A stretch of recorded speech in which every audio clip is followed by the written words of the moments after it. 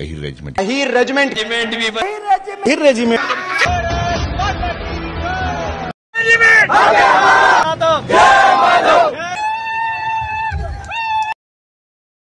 मौत की मंडी में जाकर के अपने बेटों के मौत की बोलियां दी हैं, और जब जब देश ने मांगा सर, हम यादवों ने अपने बेटों की भर भर के झोलियां दी हैं।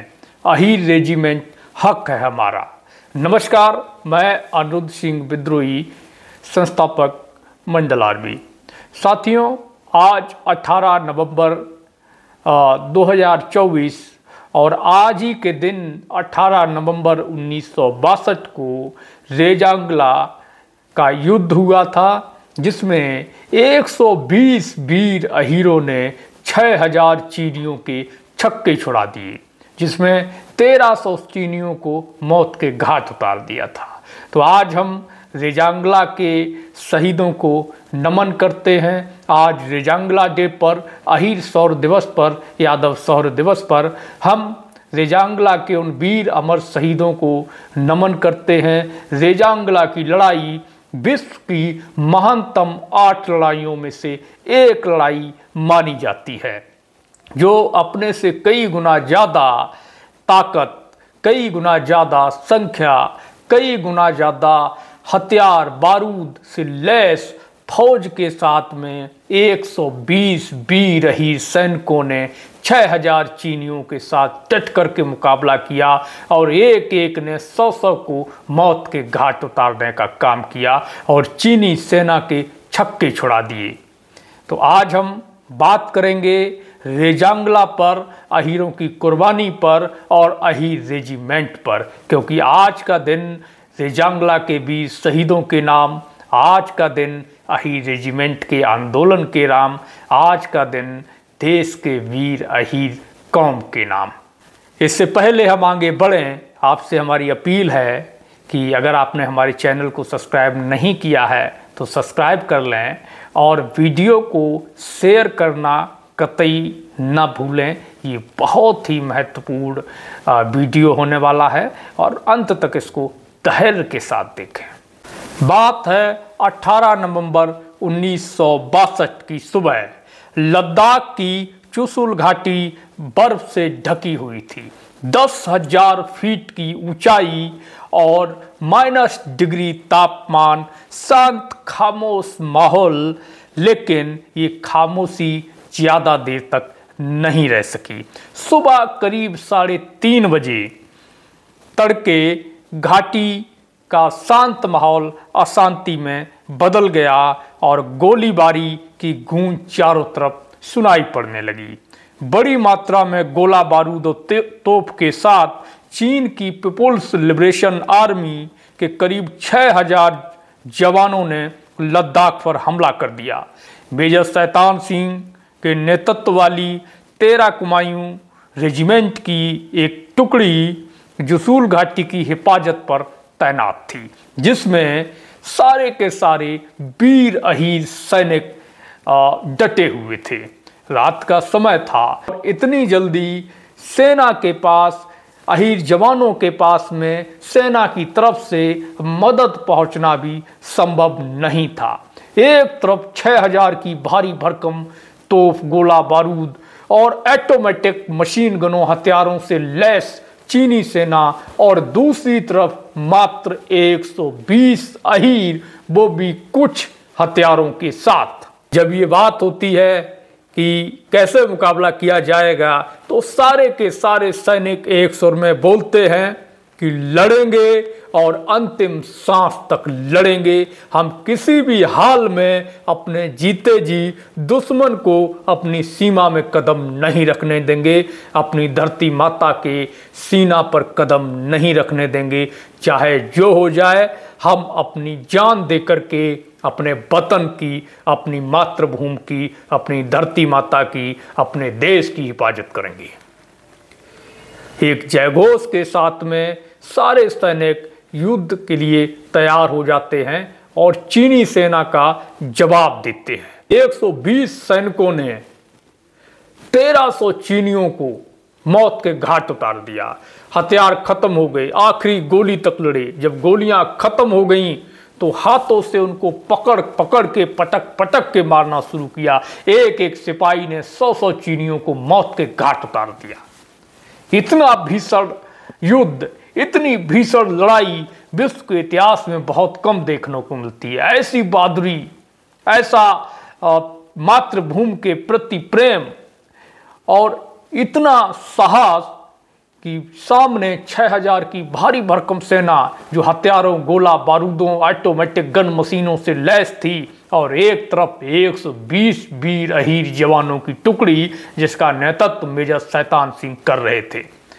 मेजर शैतान सिंह का नेतृत्व काबिले तारीफ रहा, जिनके नेतृत्व में वीर अहीर सैनिकों ने चीनी सेना के छक्के छुड़ा दिए, जिनमें 114 वीर अहीरों ने अपनी जान दे दी। मेजर शैतान सिंह भी शहादत को प्राप्त हुए और 6 सैनिकों को चीनियों ने युद्धबंदी बना लिया, लेकिन वो भी चीनी सेना को चकमा देकर के निकल आए। आप सोचिएगा, जब 3 महीने बाद जब बर्फ छटी, पहाड़ियों में गर्माहट का मौसम हुआ, जब 3 महीने बाद सैनिकों के शवों की तलाश की गई, तो उनके शव जो थे, उनकी उंगलियां जो थीं वो ट्रिगर पे थीं, बंदूक के ट्रिगर पे उनकी उंगलियां थीं और सीने पर गोलियों के निशान थे। सीने पे गोलियां खाईं लेकिन कदम पीछे नहीं हटाया, देश के लिए अपनी जान दे दी। ऐसे वीर अमर शहीदों को ये भारत देश हमेशा याद करेगा। और आज 18 नवंबर को मैं उन सभी रेजांगला के शहीदों को सादर नमन करता हूं, उनकी बहादुरी को सैल्यूट करता हूं। जब हम घर में दिवाली मना रहे थे तो हमारे वीर सैनिक सरहद पर होली खेल रहे थे, खून की होली चीनी सेना के साथ में। तो ये एक अद्भुत लड़ाई, अद्भुत पराक्रम, जिसको देख सुनकर पूरी दुनिया दंग रह गई थी। ये था रेजांगला का वो युद्ध जो सुनकर के रोंगटे खड़े हो जाते हैं और शरीर में, रक्त में, नसों में जुनून भर जाता है, जोश भर जाता है और उन सैनिकों के प्रति अपने आप ही सम्मान उमड़ आता है। पुनः मैं उन वीर जवानों को सैल्यूट करता हूं। अब हम बात करेंगे अहीर रेजिमेंट पर। आखिर अहीर समाज अहीर रेजिमेंट की मांग क्यों कर रहा है? ये आंदोलन अहीर समाज आज से नहीं कर रहा है, ये बहुत पुरानी मांग है। उससे पहले हम जो है सेना में कुछ जाति आधारित रेजिमेंटों के बारे में आपको बता देते हैं। सेना में जाति और क्षेत्र के आधार पर 70% भर्तियां होती हैं, जिसमें जाति आधारित रेजिमेंट की बात करें तो Rajput regiment, Jat regiment, Dogra regiment, Rajputana rifles, Maratha light infantry, Mahar regiment, Gorkha regiment, Sikh regiment, Sikh light infantry, Naga regiment, Gorkha rifles.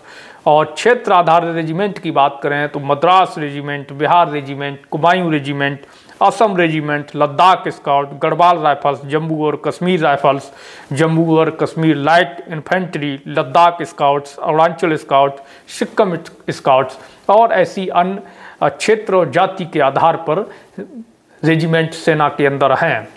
तो अब सवाल उठता है, जब पहले से ही सेना में क्षेत्र और जाति के आधार पर रेजिमेंट बनी हुई हैं, तो अहीर समाज अगर रेजिमेंट की मांग कर रहा है तो गलत क्या है?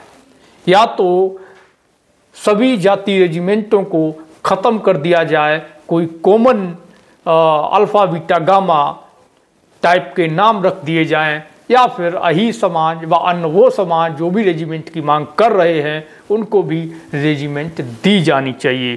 तो अब हम इसके साथ ही अहीर समाज क्यों इतनी मजबूती से रेजिमेंट की मांग कर रहा है, हम अहीर समाज का इतिहास भी जान लेते हैं।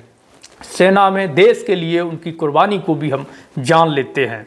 हमने अभी अभी रेजांगला वॉर की बात की, जिसमें उनकी बहादुरी को हमने महसूस किया।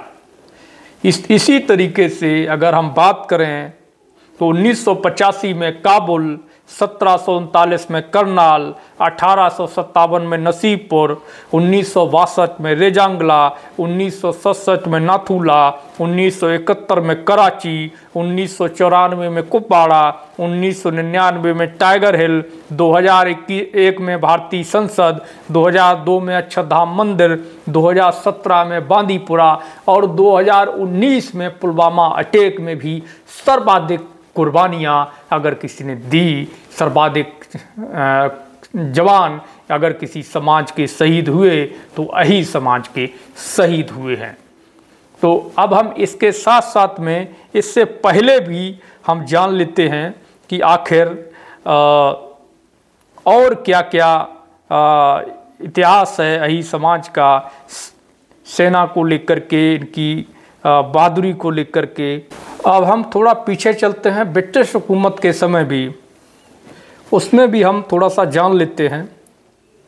प्रथम विश्व युद्ध में 20,000 सैनिकों ने अपने प्राणों की आहुति दी थी। 20,000 सैनिकों ने प्रथम विश्व युद्ध में अही समाज के 20,000 वीर अहीरों ने अपने प्राणों की आहुति दी थी। तो दूसरे विश्व युद्ध में भी 39,000 अही सैनिकों की भर्ती हुई थी और जिन्होंने दूसरे विश्व युद्ध में अपने प्राणों का बलिदान दिया था। ये सबसे बड़ी संख्या थी किसी समाज के अनुसार। और विक्टोरिया क्रॉस तोपखाने में अकेले हवलदार उमराव सिंह का शौर्य तो आज भी पूरी दुनिया याद करती है। सिंगापुर में अही सैनिकों ने ब्रिटिश फौज से बगावत करके सुभाष चंद्र बोस की सेना INA ज्वाइन कर ली थी और इसीलिए फिर जो है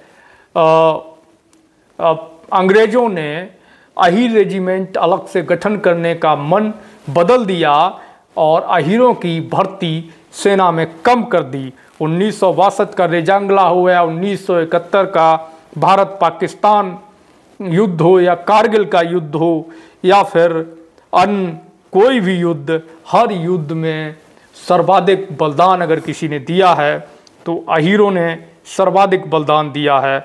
अगर हम टाइगर हिल, कारगिल, संसद भवन, अक्षरधाम मंदिर, 26/11 मुंबई हमले की बात करें, 1971 के जैसलमेर की बात करें, 1984 के ऑपरेशन मेघदूत हो या फिर 1961 का गोवा हो या 1948 का बड़गांव हो, हर एक लड़ाई में वीर अहीरों ने बढ़ चढ़ के अपनी शहादत दी है और इसी शहादत के फल सम्मान स्वरूप वो अहीर रेजिमेंट की मांग कर रहे हैं। अहीर रेजिमेंट अहीर समाज के शहीदों के सम्मान और स्वाभिमान की मांग है।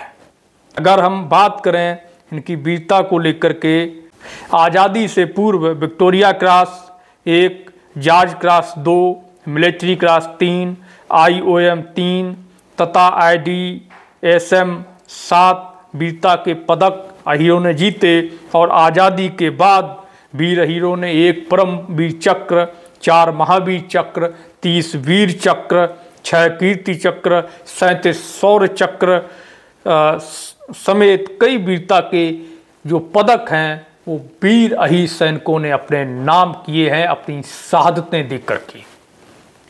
और अहीर रेजिमेंट आप देखिएगा कि अहीरों ने कई बार आंदोलन किया, धरना किया अहीर रेजिमेंट की मांग को लेकर के। सदन में भी ये मांग उठी, अहीर समाज ही नहीं अन्य समाज के नेताओं ने भी सदन में ये मांग उठाई है। हनुमान बेनीवाल ने भी ये मांग उठाई, दीपेंद्र हुड्डा ने भी ये मांग उठाई, अन्य जातियों के नेताओं ने भी मांग उठाई है, अखिलेश यादव ने भी सदन में ये मांग उठाई है।